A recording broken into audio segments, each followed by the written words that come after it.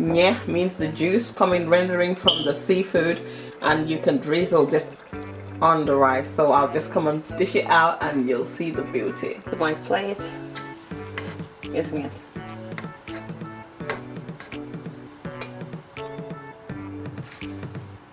And the other one on the other side. To the stew. So we're gonna be careful with this one. Again, it's one clap.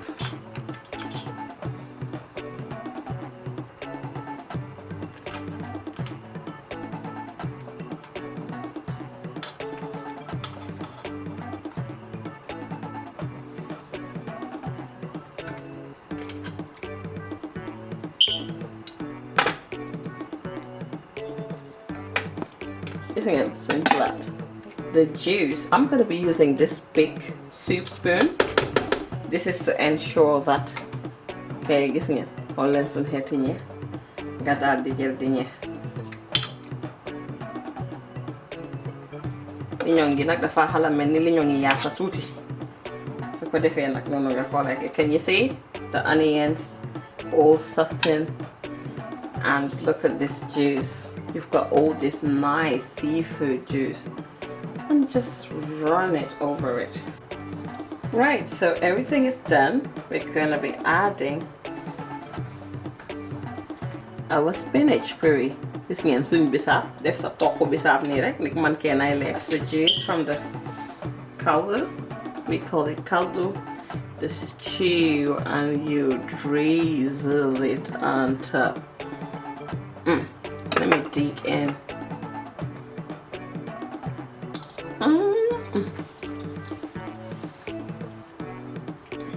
Tokku bisap.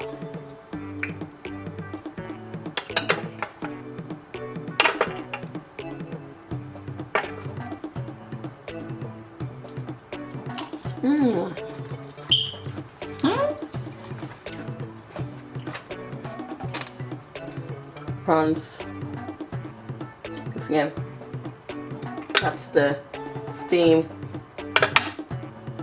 scallops. Our crabs. Use little crabs because it's better.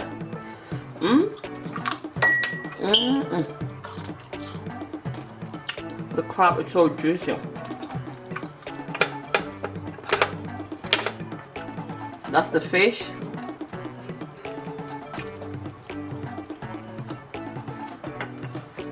That's the fish. Jël fii bisap. Okay. Daal di jaxase. Ah, fu mu jëm. Jégalu jégalu. Jégalu bu baax a baax. Ooh. Boy.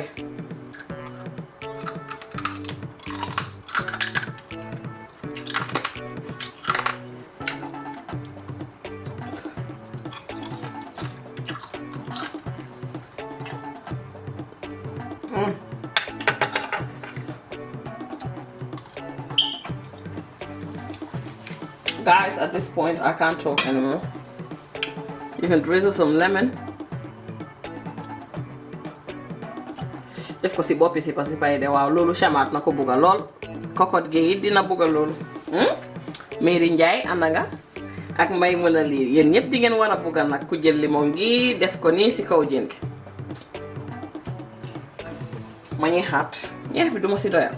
Duma si doyal laa wax. Yeah, lii duma ko mun duma ko antal. Duma ko antal laa wax.